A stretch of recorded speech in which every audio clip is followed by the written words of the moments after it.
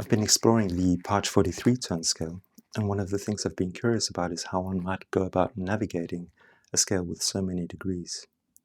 My first step has been to add a color scheme to the overlay that I created for the stencil morph, and with that the symmetry of the scale becomes immediately apparent.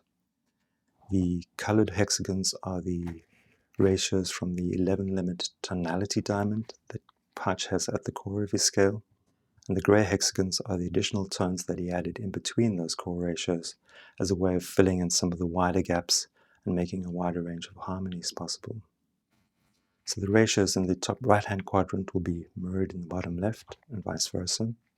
So to demonstrate pure fifth, give me a pure fifth there. I can also go to another degree of the scale. Will correspondingly give me a pure fifth here. I can also do that on other degrees of the scale. But over here, I don't get a pure fifth. You can hear some beating. The same thing here.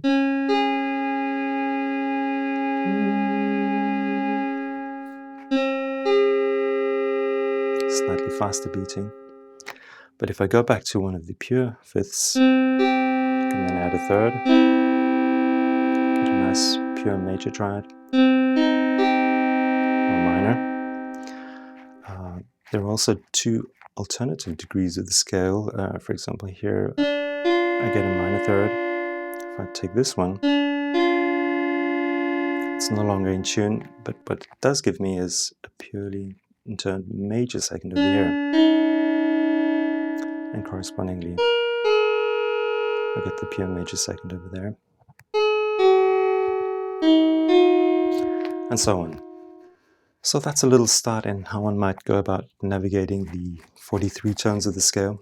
I find that the symmetries are really useful in reducing the amount of information that one has to deal with.